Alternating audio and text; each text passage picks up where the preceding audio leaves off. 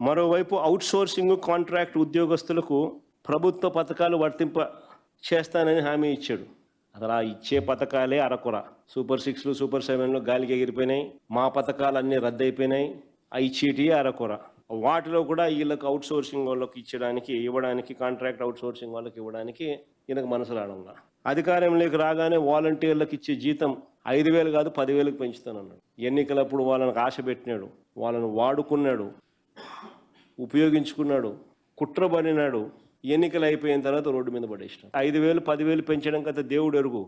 ఉన్న ఉద్యోగాలన్నీ పీకేసినాడు.